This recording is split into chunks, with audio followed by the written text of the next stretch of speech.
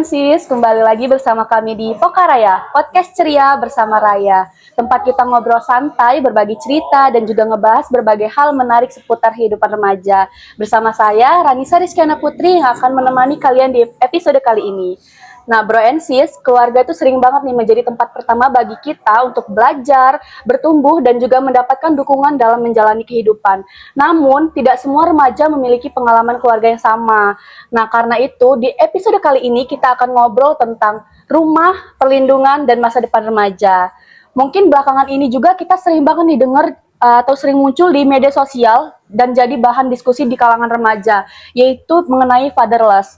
Nah, mungkin bagian dari Bro MC sudah banyak yang tahu juga nih mengenai fatherless sendiri itu apa. Tapi banyak juga dari remaja yang masih bertanya-tanya, sebenarnya fatherless ini apa sih? Kenapa jadi topik, jadi yang sering banget dibahas nih di kalangan-kalangan remaja dan juga hubungannya dengan kehidupan kita tuh apa sebenarnya.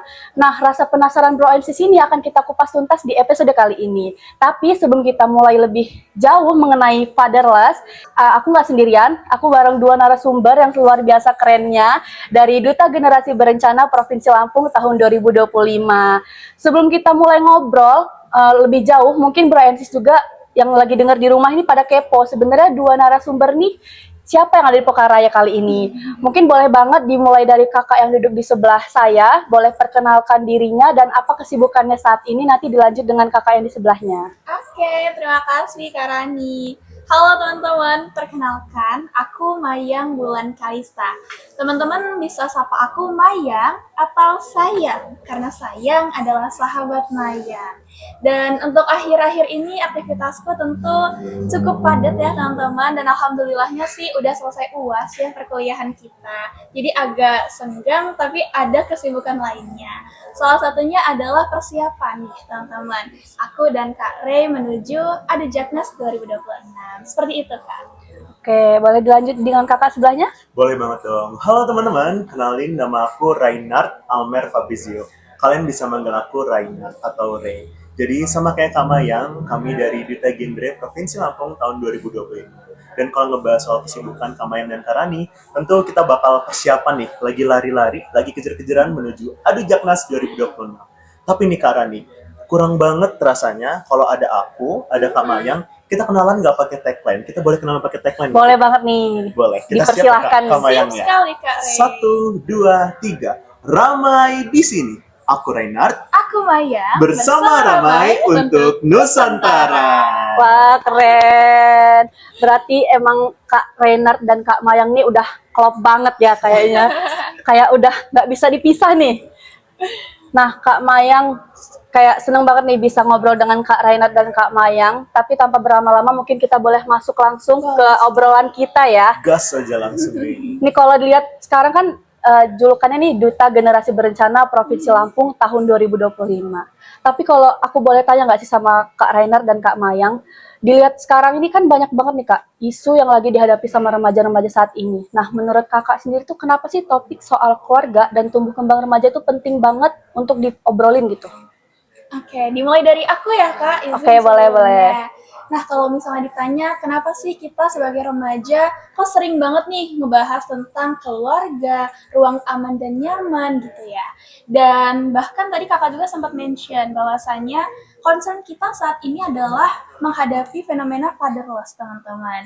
Jadi dengan itu kita harapannya bisa bergandeng tangan untuk sama-sama aware terlebih dahulu supaya kita bisa membentuk keluarga yang lebih baik di masa depannya. Seperti itu.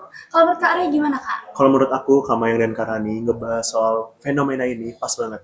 Baru 2 hari yang lalu, aku dapat kesempatan untuk kerjasama sama kampus UPH nih. Kita ketemu dokter spesialis yang ngurus di bagian anak. Mereka bercerita kalau ternyata sekarang teman-teman, remaja, keluarga, orang tua, itu semua saling kebingungan. Saling ngerasa, ini siapa yang benar, siapa yang salah, siapa yang harus ngalah.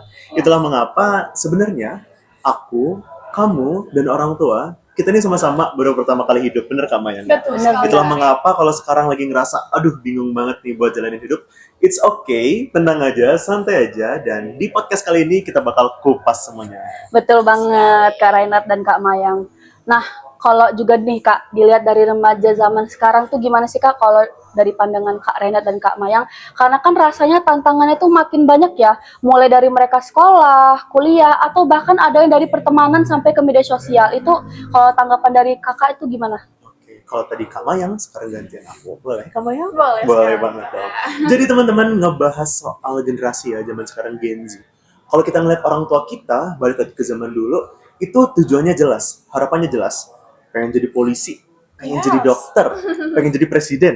Nah, tapi sekarang kita udah di media sosial saat ini, itu kita kebanyakan information atau too much information. TMI, too many information. Jadi dengan kebanyakan informasi ini teman-teman, terlalu banyak informasi yang kita serap. Kita buka Instagram, buka TikTok, scroll sekali, anak umur 17 tahun udah punya 1 miliar, scroll Wow. lagi, anak umur 19 tahun prestasi udah segini-segini. Nah ini nih, ini adalah problem atau masalah yang kita hadapi. Itulah mengapa kita sebagai duta generasi berencana, kunci kita adalah satu, membuat kehidupan itu menjadi terencana. Betul sekali, Kak.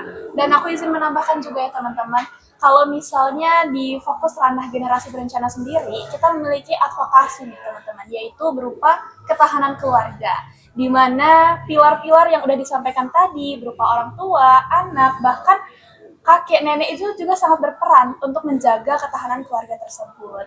Dan kita juga bisa nih teman-teman, mulai dari yang terdekat. Mulai dari mana ya Kak? Kalau misalnya tadi Kak Ray bilang kita adalah seorang yang lagi kebingungan, berarti kita bisa mulainya dari diri sendiri teman-teman. Kita mulai dari yang terdekat. Seperti itu Kak. Benar-benar. Kalau tadi aku sempat nyinggung dari bahasa Kak Reinhard, aku sempat mention tuh yang bagian sekarang nih Gen Z dikit-dikit ke distract nih. Kadang lagi scroll sosmed, ngelihat temennya berhasil, jadi kepikiran. Itu mungkin itu salah satu yang ngebuat jadi bingung ya Kak. Kalau untuk saat ini, kalau kata Kak Reinhard kan kalau zaman dahulu, zaman-zaman dulu, zaman orang tua kita kan udah kayak punya tujuan nih, kayak aku jadi ini, aku jadi polisi, aku jadi dokter. Nah mungkin kalau sekarang nih karena kebanyakan ngelihat sosmed juga kayaknya berpengaruh gak sih Kak kayak Bener gitu? banget tuh. Berpengaruh banget. Berpengaruh sih, Kak. banget sih.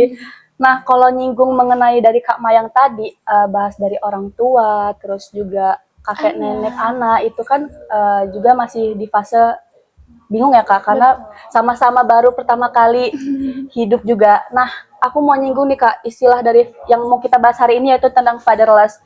Nah, sebenarnya kan sering banget tuh lewat di FYP TikTok atau Instagram juga atau sosmed lainnya. Tapi kalau dijelasin dengan sederhana, sebenarnya fatherless tuh apa sih Kak? Boleh nggak dijelasin sedikit nih? Boleh sekali, Kak. Kalau misalnya kita bahas secara definisi, fatherless adalah kondisi seorang anak, teman-teman, yang tidak memiliki sosok figur ayah di dalam rumahnya. Tapi kalau misalnya kita buat lebih sederhananya lagi, kita bisa menyimpulkan ada seorang ayah tapi nggak menghadirkan perannya gitu teman-teman. Kalau misalnya kita lihat nih di rumah, atau kalau bisa jangan case dari personal itu sendiri ya, kita buat contoh lainnya gitu teman-teman. Ada ayah yang hadir di rumah tapi tidak memberikan sosok itu kepada anaknya.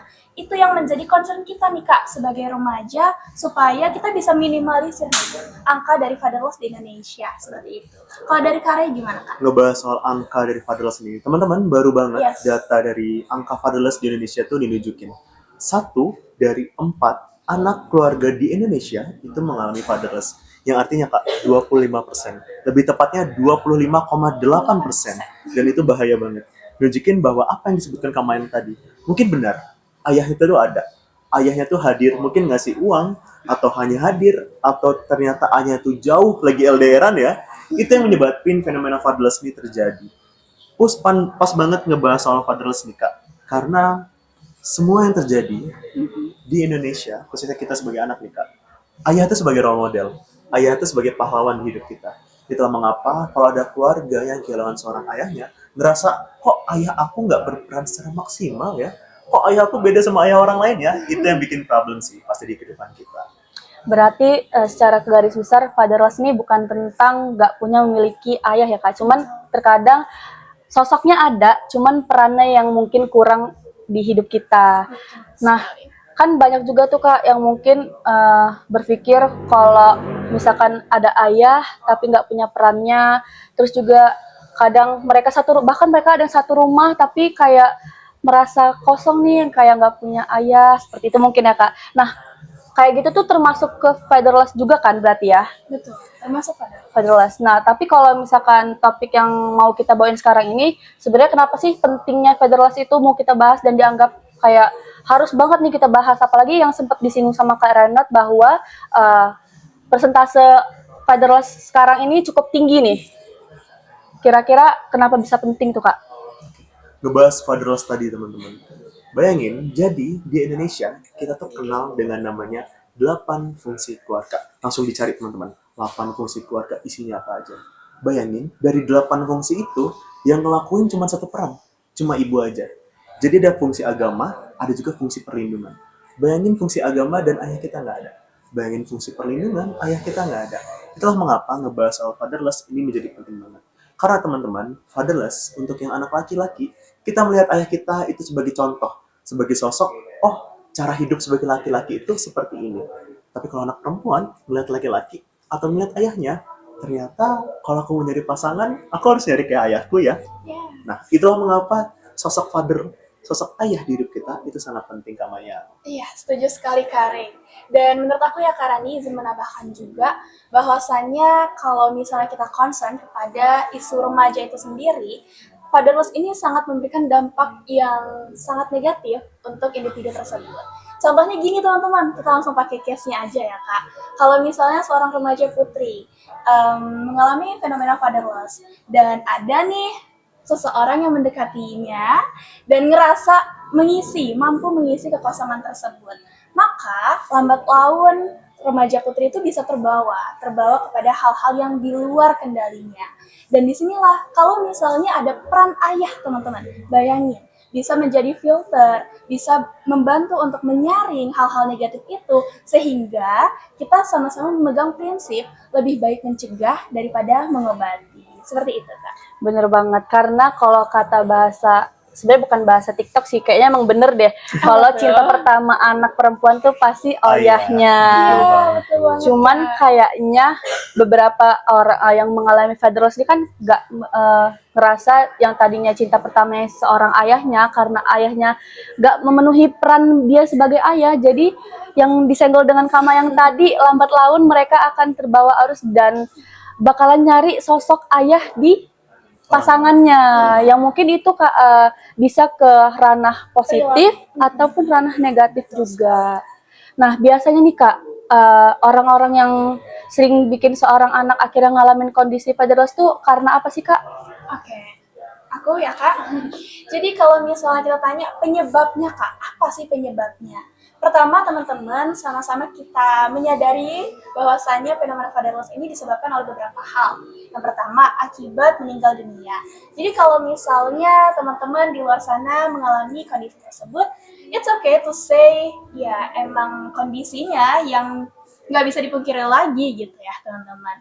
Lalu yang kedua, apabila ayah bekerja di luar kota, di luar negeri seperti itu ya, yang tidak memungkinkan untuk hadir secara langsung di rumah. Lalu yang ketiga nih teman-teman yang agak unik ya, kenapa unik? Karena sosoknya tuh ada di rumah, pulang perginya tuh selalu ke rumah, kembali ke rumah. Namun tidak memberikan kehadiran secara utuh kepada anaknya Kak.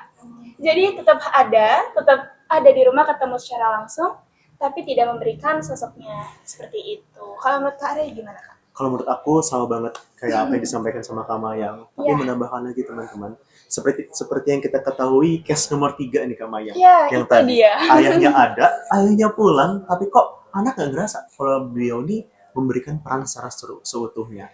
Itulah mengapa terkadang kita sebagai anak dan orang tua kita itu pasti sama-sama punya egonya masing-masing ya Kak? Betul Kak. Sama-sama Betul punya sekali. ego.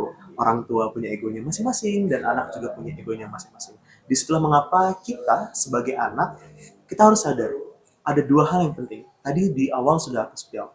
Kita itu juga baru pertama kali jadi anak dan orang tua kita itu juga baru pertama kali jadi orang tua. Itulah mengapa coba kita saling berkomunikasi efektif, saling membuka pikiran dan sadar, apalagi kalau di nomor 3 nih Kak, case masih nomor 3, ini bisa banget nih kita selesaikan. Kita kurangkan kasus fatherless di Indonesia. Jadi komunikasi is a key for communication. Yes. Benar-benar. Kayaknya dari 3 poin yang disebutin Kak Mayang tadi, yang ketiga ini yang paling sering banget terjadi ya kayaknya Betul Kak. banget tuh. Daripada yang pertama dan yang kedua tadi, case yang ketiga nih mungkin yang paling utama menjadi penyebab kenapa remaja-remaja sekarang ini ngerasa fatherless gitu lah. Terus kalau ngomongin sosok ayah nih Kak, sebenarnya seberapa besar sih Kak pengaruhnya dalam kehidupan seorang anak? Oke, kalau ditanya seberapa besar, teman-teman, tentu jawabannya sangat besar. Karena itu adalah pilar utama di dalam rumah, di dalam keluarga. Bayangin kalau misalnya ada sebuah bangunan dan tidak ada penopangnya, maka lambat laun rumah itu akan runtuh, teman-teman. Dan bayangin juga peran lainnya, yaitu sosok ibu. Kalau secara terus-menerus, hari demi hari, tahun demi tahun itu terjadi, maka yang dirasakan oleh seorang ibu kita juga itu akan kewalahan, akan kelelahan, dan dampak negatif lainnya juga akan ada kata penyerahan di sana. Seperti itu, Kak. Itulah mengapa yang tadi dibahas oleh Kamayang bahwa ayah itulah pilot pertama dalam sebuah keluarga. Pun ayah itu menjadi orang pertama tempat anaknya pulang untuk mengadu, untuk mencari perlindungan, dan tempat istrinya untuk memeluk dirinya dan mencari kasih sayang. Itulah mengapa kalau kita kehilangan seorang ayah, peran yang gak ada ngerasain fatherless, sebagai anak, pasti anak merasa berat banget untuk jalanin dunia. Sebagai keluarga atau sebagai istri, pasti dia merasa, oh hidup aku gak bisa terjalan dengan sepenuhnya. Mana 8 fungsi keluarga yang seharusnya kita jalankan dengan secara berdua, tapi kini dijalankan dengan satu orang. Itulah mengapa 8 fungsi keluarga tadi adalah kunci bagi kita. Tapi kalau cuma satu peran yang dijalankan, itu cuma jadi mimpi belaka. Nah, Kak Rainat, Kak Mayang, kalau misalkan Kakak lihat atau yang udah Kakak pelajari sejauh ini, Ya. biasanya tuh dampak yang paling sering atau yang dirasakan sama remaja yang ngalamin fatherless tuh kayak apa sih Kak? Atau Kakak pernah ngedapetin cerita-cerita nih dari teman-teman atau siapa gitu yang merasa dirinya memiliki atau merasakan fatherless gitu? Oke, ngebahas soal efek negatif ya Kak ya. Karena nih untuk ngebahas soal efek negatif dari fatherless nih ada banyak banget. Luas banget. Dan bahkan tadi di awal kita sudah spill sedikit ya Kak ya. Yang perempuan kehilangan sosok. Bagaimana mencari seorang jodohnya. Bagaimana mencari, gimana sih cara cari pacar, cari suami itu bingung. Jadi kalau ketemu ada cowok tiba-tiba datang, yang entah dari mana, ngerasa bikin dia nyaman, langsung diterima aja. Pertama teman-teman, kalau kita sebagai remaja kehilangan sosok ayah atau fatherless, pertama adalah untuk yang cowok itu nggak tahu bagaimana cara mengarahkan dirinya sendiri untuk menjadi cowok di masa depan. Contohnya, dia hilang. Gimana cara aku memperlakukan perempuan? Gimana cara aku bergaul dengan perempuan? Itulah mengapa data menunjukkan kalau orang atau remaja yang terkena fatherless itu memiliki kemungkinan lebih besar untuk mengalami kenakalan remaja nih. Wah, udah langsung di-spill nih Kak di endingnya. Kenakalan Jadi kalau remaja. misalnya ditanya dampak yang paling besarnya itu adalah kenakalan remaja. Kenapa? Karena kita nggak punya pengarah yang pasti gitu teman-teman. Dan kalau menurut data juga dari kesehatan mental, itu kan 1 dari 3 remaja mengalami gangguan kesehatan mental. Salah satunya apa? Salah satu sumbernya adalah dari fenomena fatherless itu sendiri. Dan perilaku beresiko pada remaja tentu banyak banget ya teman-teman. Ada perilaku bullying sebagai bentuk pembuktian diri bahwasanya beliau adalah seorang yang kuat gitu ya teman-teman, maka merundung orang lain. Lalu ada pacaran beresiko juga yang ngebuat hal-hal yang seperti itu perlu kita sama-sama nih teman-teman untuk kita cegah. Seperti itu Kak. Nah, kalau tadi menyinggung dampaknya itu bisa jadi salah satunya mengenai kesehatan mental, berarti juga beresiko ke diri sendiri nggak Kak? Kayak mereka jadi ngerasa kurang lebih percaya diri atau kayak jadi ngerasa minder, itu bakal berpengaruh ke arah sana juga atau enggak?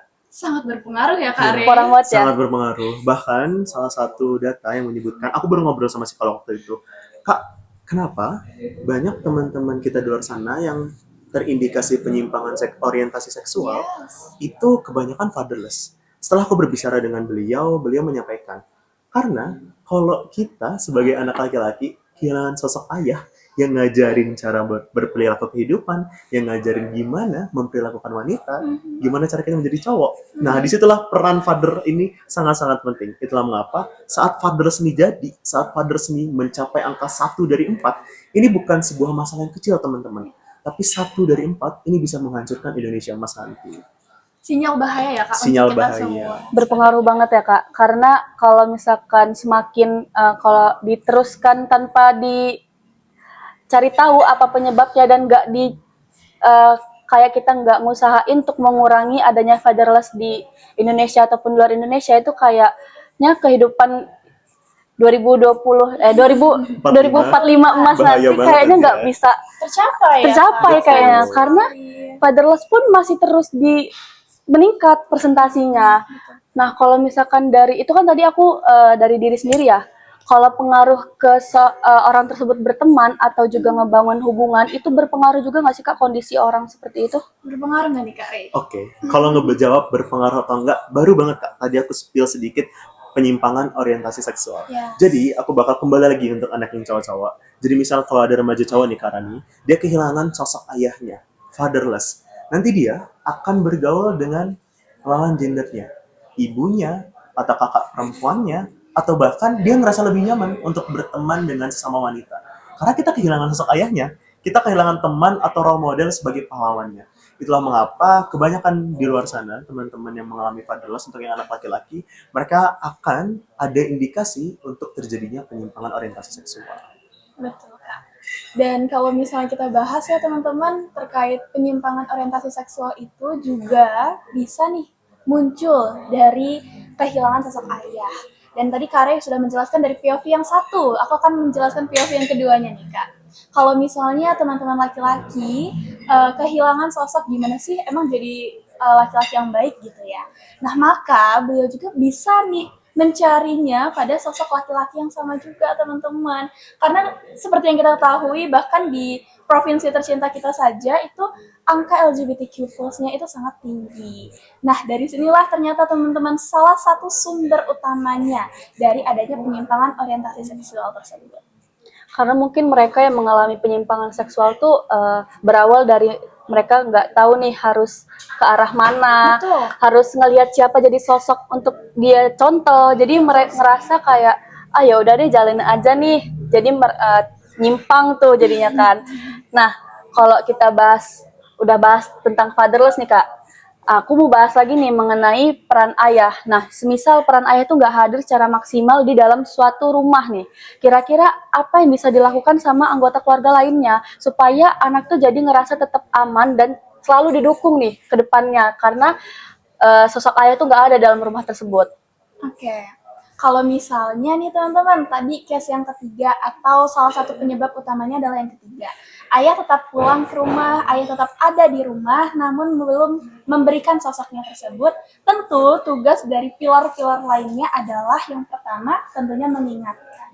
Kenapa dimulai dari hal tersebut teman-teman? Karena terkadang hal-hal yang kita lakukan itu nggak disadari juga loh oleh dirinya sendiri.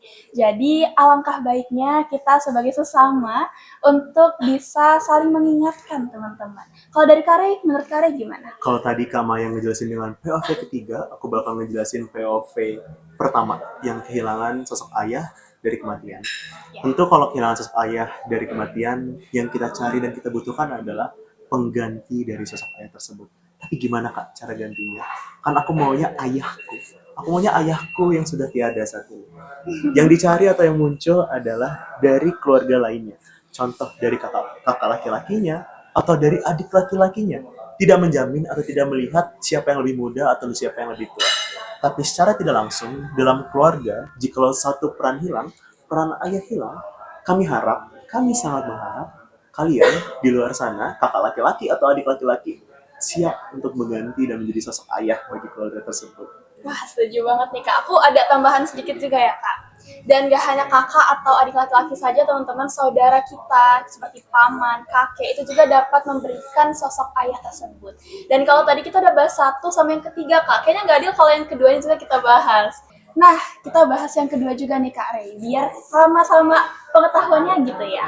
Kalau misalnya yang kedua adalah gimana Kak kalau misalnya seorang ayah itu bekerja di luar kota yang memang gak bisa ditinggal tugaskan gitu ya teman-teman.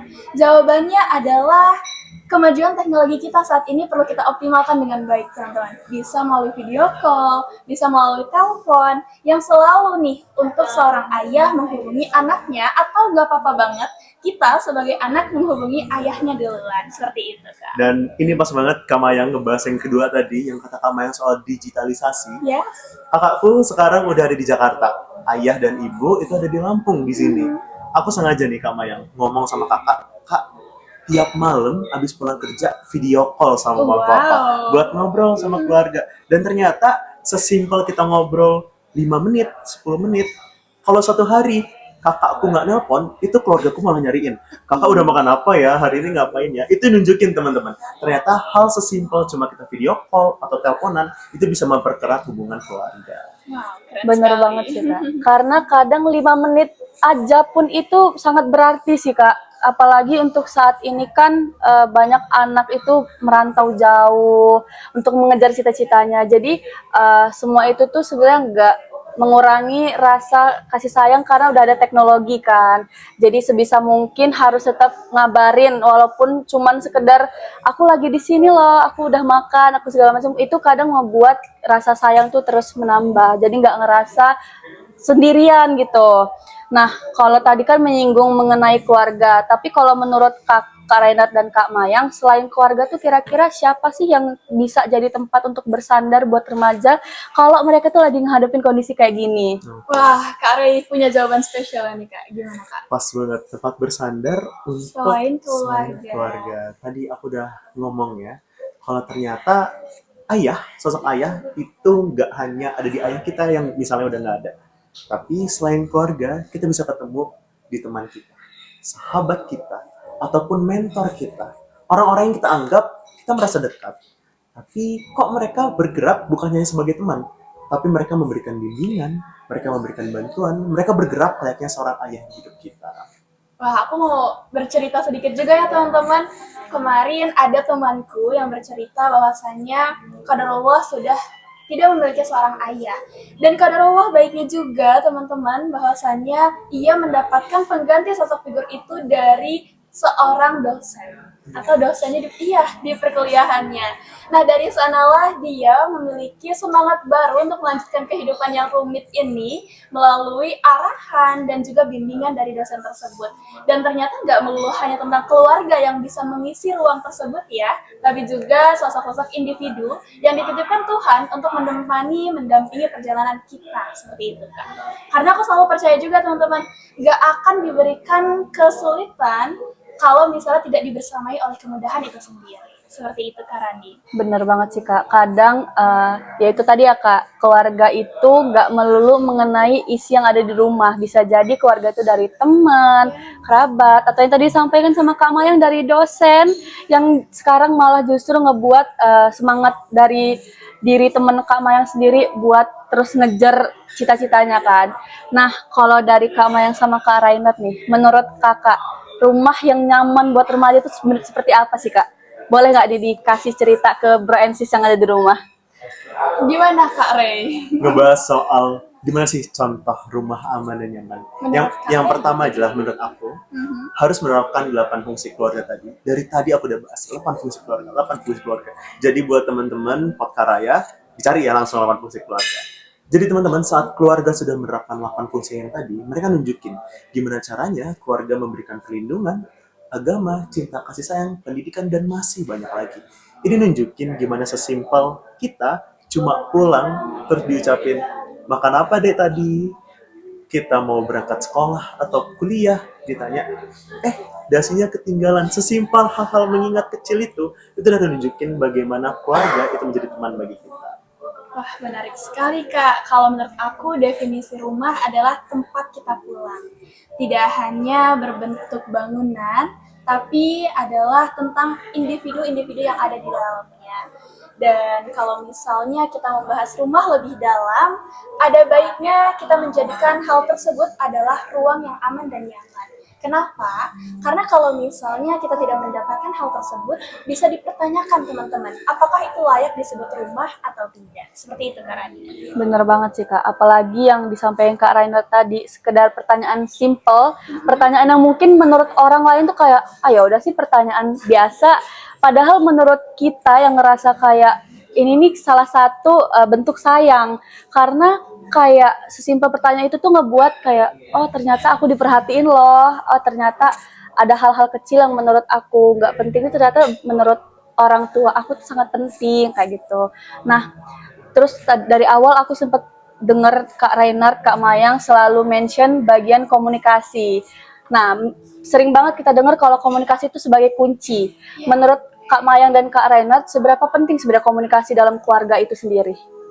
Kalau ditanya seberapa penting, jawabannya sangat penting, teman-teman. Kenapa? Karena kita bisa bayangin, ada beberapa individu yang berada di dalam rumah tersebut, namun kalau misalnya komunikasinya tidak dilakukan secara terbuka, ada rahasia-rahasia yang menurutku itu harus disampaikan namun tidak tersampaikan, maka gimana caranya kita bisa membuat rumah yang menjadi ruang yang aman dan nyaman untuk semua orang di sana. Jadi, teman-teman, bayangin kalau misalnya ada orang tua dan juga anak yang memiliki rasa egonya masing-masing, teman-teman, sehingga komunikasi tidak clear, sekadar untuk menyiapkan untuk masa depan anaknya, komunikasi tidak terbuka, sehingga akan ada banyak perpecahan ke depannya. Jadi kalau misalnya dibahas komunikasi adalah kunci, aku sangat setuju ya. Gimana kalau Kak Rey? Kalau dari aku, kayaknya ini bukan dari aku, tapi dari organisasi dunia.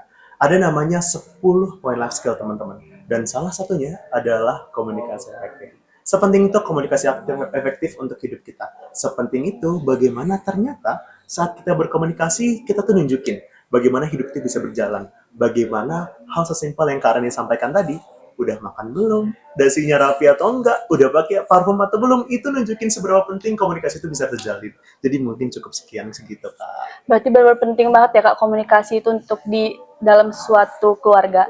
Nah kalau tadi aku sempat singgung dari Kak Mayang mengenai ego orang tua dan ego anak, kadang kan ada orang tua yang gengsi atau anak yang gengsi. Boleh nggak sih Kak dikasih tips biar gimana nih caranya orang tua dan anak tuh nggak saling gengsi tuh? Padahal kan mereka selalu 24 jam sih, tapi lebih sering banget nih ketemu di dalam rumah. Tapi kenapa ada jiwa gengsi di dalam dirinya? Gitu, sulit untuk mengungkapkan kata sayang gitu. Oke. Yang pertama, teman-teman, kita harus tahu, tadi udah aku sampaikan, kita sama-sama baru hidup sekali dan sama-sama baru merasakan fase ini. Baru sama-sama jadi orang tua, baru sama-sama jadi anak. Dan gimana nih cara buat nge-solve this problem? Adalah siapa yang merasa mereka lebih paham duluan. Bisa jadi dari anaknya. Anaknya lebih sadar, oh ternyata iya ya, orang tua aku tuh baru hidup pertama kali. Kenapa aku gak berusaha buat deketin orang tuaku? Ataupun dari orang tuanya. Orang tuanya melihat dan sadar kalau ini terus terjadi, ya sudah, kita bakal lepas. Itulah mengapa kita harus cari tahu dan lebih sadar duluan. Siapa yang lebih paham, siapa yang lebih terbuka duluan, lalu bareng-bareng kita turunin egonya buat ketemu di tengah.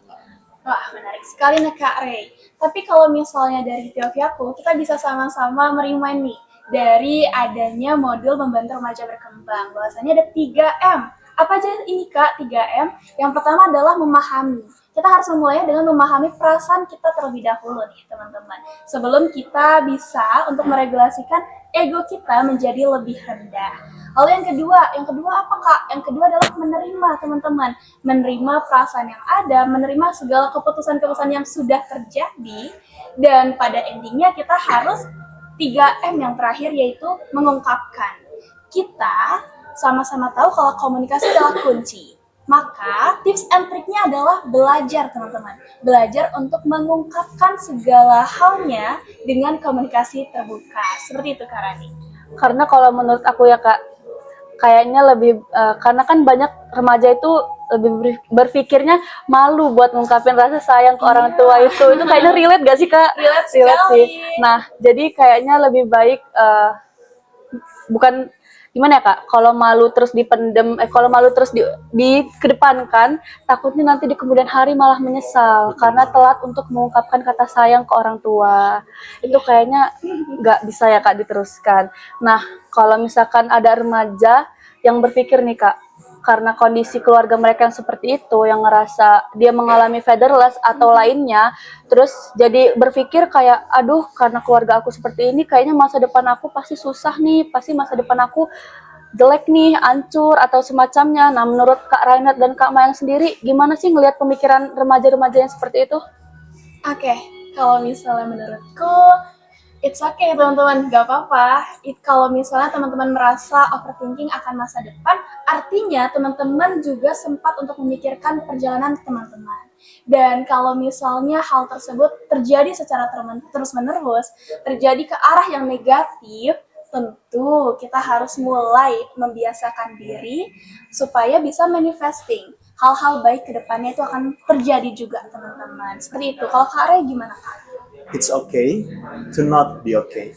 What's not okay is to stay that way. Itu kalimat yang selalu aku ingat dan selalu aku gunakan, Kak. Dari Unila sampai ke provinsi. Kalimat itu nunjukin kalau ternyata aku, kita, dan kamu itu nggak apa-apa kalau ngerasa kenapa-napa. Jadi nggak apa-apa kalau kamu lagi ngerasa nggak baik-baik aja. Nggak apa-apa kalau saat ini kamu ngerasa, ih aku lagi fatherless, masa depan aku gimana ya? Nggak apa-apa. Karena faktanya, tadi udah disampaikan sama Kak Maya. Saat kamu sudah mulai berpikir tentang masa depanmu, itu kamu sudah menyelesaikan 50% dari masalah yang ada. Karena kamu tahu, ini masalah dan ini harus diselesaikan. Berarti buat orang-orang yang mengalami fatherless itu tetap punya peluang yang besar ya Kak untuk mereka sukses dan juga berkembang di kemudian harinya. Nah, kalau misalkan nih Kak, Bro and Sis yang ada di rumah nih lagi ngalamin atau berada di kondisi seperti ini, hal langkah kecil apa yang sebenarnya mereka bisa lakuin atau mulai mereka lakukan untuk menguatkan diri mereka sendiri sih Kak? Oke. Yang pertama, dan kembali lagi, sadar kalau kita sama-sama baru memulai kehidupan. Dan sadar bahwa ini chapter 1 kehidupan kita semua. Jadi sama-sama baru, kalau di game itu teman-teman, kita sama-sama baru start new game. Yang satu jadi anak atau remaja, yang satu jadi orang tua. Itu kunci pertama. Setelah kita sama-sama sadar ini baru kehidupan pertama, baru evaluasi diri. Evaluasi diri masing-masing. Sadar kekurangan aku apa, sadar kekurangan orang tua apa. Kalau ternyata kok komunikasi aku dan orang tua nggak terjalin dengan baik ya, tapi ternyata kamu nih pulang sekolah atau pulang kampus kerjanya nongkrong sampai malam jam 12 terus tidur bangun kuliah lagi. Kapan nih komunikasinya? Nggak ada waktu kan? Itulah mengapa kita sama-sama coba evaluasi diri masing-masing. Kalau kamu yang gimana? Setuju banget apa yang disampaikan sama Kak Rey. Dan mungkin first step-nya adalah kita harus memvalidasi perasaan kita dahulu ya teman-teman. Karena kita nggak akan bisa berjalan dengan lancar kalau misalnya kita belum menerima kondisi yang ada. Seperti itu Kak Rey. Nah, terakhir nih Kak, gimana caranya supaya remaja yang ada di sekitar kita atau yang lagi ada nonton di rumah tetap punya harapan dan tetap percaya nih sama masa depannya meskipun kondisi keluarga mereka tuh nggak sesuai sama yang mereka harapkan. Kalau membahas tentang harapan, tentu menjadi hal yang harusnya kita miliki oleh setiap individu ya teman-teman. Dan percayalah, kalau misalnya kita masih diberikan kesempatan hidup satu hari lagi, artinya Tuhan juga sudah menyiapkan beribu-ribu harapan, beribu-ribu peluang untuk kita jalani dengan sebaik mungkin di kemudian hari. Seperti itu. Karena aku juga percaya dan sadar kalau satu hari di hidup ini berharga banget Kak Maya. Betul. Aku sadar dan percaya kalau kamu masih ada waktu buat nonton ini adalah suatu kesempatan bagi kamu sendiri untuk percaya pada dirimu sendiri. Karena kalau kamu sudah lahir di dunia, kamu sudah bisa berjalan dengan sempurna, kamu bisa sudah sampai di titik ini, Tuhan tahu dan nyiapin kesempatan dan hadiah terbaik untuk diri kamu. Dan bahkan teman-teman, aku juga pernah membaca bahwasannya persentase kita untuk hidup itu adalah 100%. Lalu persentase kita untuk mati adalah 100% teman-teman. Dan kalau misalnya kita membahas persentase untuk hidup itu sangat kecil sekali, 0,000 persekian. Artinya apa? Dengan kita masih diberikan kesempatan, dengan kita masih diberikan harapan oleh Tuhan, itu perlu kita gunakan sebaik mungkin. Kalau disuruh mendeskripsikan nih Kak, satu makna bagi Kak Rainer dan Kak Mayang. Rumah itu apa sih buat kakak-kakak masing-masing nih? Satu kata. Satu kata, satu makna, ya dalam satu makna nih. Satu kata dalam satu makna. Rumah adalah pelampung. Karena pelampung itu yang selalu nyelamatin kita, yang menjadi tempat kita pulang. Wow, aku speechless nih Kak. Pelampung. Kalau kamu yang apa nih? Oke, kalau menurut aku rumah adalah cinta. Kenapa cinta? Karena dari sanalah sumber besar untuk kita bisa mencintai orang lain dan juga mencintai diri sendiri. Pelampung dan cinta ya Kak, keren. Nah buat Bro and Sis yang ada yang lagi nonton di rumah nih Kak, mungkin kan dari beberapa mereka ada yang lagi ngerasa kehilangan sosok ayah atau figur ayah nih dalam hidupnya. Tapi apa sih yang ingin Kakak sampaikan buat Bro and Sis yang lagi ngalamin hal tersebut? Nah, kalau misalnya untuk teman-teman di luar sana yang mengalami fenomena fatherless atau mengalami ayahku hadir di rumah tapi nggak menghadirkan perannya di dalam diri, aku ingin berpesan bahwasannya kita sebagai anak perlu adanya untuk saling menyadari. kita bisa memulai lebih dahulu untuk memberikan kasih cinta dan sayang kepada ayah kita. Karena untuk soal memulai itu tidak hanya melulu oleh ayah kita dahulu, teman-teman, tapi kita yang sudah memiliki pengetahuan lebih dulu, kita yang mendapatkan informasi pentingnya sosok ayah terlebih dahulu. Oleh karena itu nggak ada salahnya, teman-teman, untuk kita yang memulai untuk bisa sama-sama memberikan kasih sayang di dalam rumah.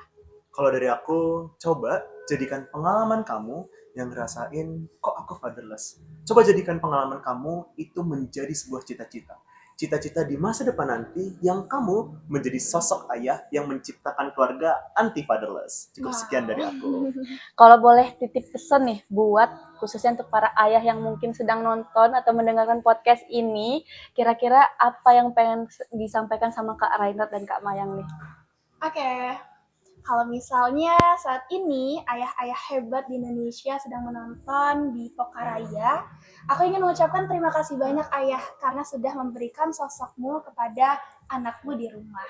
Dan untuk ayah yang merasa, oh sepertinya aku kurang hadir untuk anakku kali ini, aku ingin berpesan, aku ingin menitipkan sebuah cinta dan juga kasih kepada ayah untuk kita sama-sama mulai yuk ya, untuk kita hadir untuk anak istri tercinta yang ada di rumah. Dan terima kasih karena segala perjuangan ayah yang tanpa lelah, tanpa rasa capek untuk tetap bisa menghadirkan kebahagiaan itu di rumah tangga. Dan jadilah ayah yang gak cuman jadi orang tua, Ya. tapi jadi kakak, jadi teman, jadi Sahabat. sahabat untuk anak-anak kalian. Benar-benar, karena ayah itu nggak melulu harus jadi sosok ayah ya Kak, bisa jadi yang disampaikan oleh Kak Rainer, bisa jadi teman, sahabat, tempat curhat, dan lain bagai halnya. Nah nih Kak Rainer dan Kak Mayang sebagai penutup nih, boleh nggak sih dikasih masing-masing kasih tips and trick untuk Duta Generasi Berencana tahun 2026 nanti, karena mereka nanti kan mau melanjutkan atau mengikuti Duta Generasi tingkat provinsi. Boleh nggak dikasih tips and tricknya? Dari aku pribadi, sebagai Duta Generasi Berencana Kabupaten Kota, berarti Kak Mayang ya, kamu selalu harus nunjukin satu hal, yaitu satu hari satu cinta. Tunjukin bagaimana kamu itu hadir berdiri, gak cuma jadi role model, tapi menyebarkan cinta untuk semua orang. Oke, kalau menurut aku tips and triknya adalah kita mulai dari hati ya teman-teman. Karena selalu yakin apa yang dimulai dari hati juga akan sampai ke hati. Seperti itu.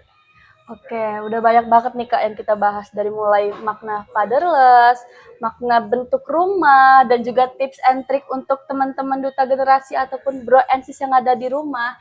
Nah, sebelum itu terima kasih banyak untuk Kak Rainer dan Kak Mayang yang sudah meluangkan waktunya untuk ngobrol dan berbagi insight bareng kita hari ini. Semoga apa yang disampaikan Kak Mayang, yang disampaikan Kak Rainer itu bisa berpengaruh besar untuk remaja-remaja yang ada di sekitar kita ataupun di luaran sana. Nah, semoga obrolan kita ini juga bisa menambah wawasan dan juga memberi semangat buat bro and sis yang lagi mendengarkan atau yang mungkin lagi mengalami juga nih hal-hal yang tadi kita bahas. Nah, untuk dari itu, saya Ranisa Rizkiana Putri pamit undur diri. Semoga kita bisa lagi bertemu di episode Pokaraya berikutnya. Kita tutup dengan salam genre mungkin ya Kak? Boleh sekali. Salam genre. Salam.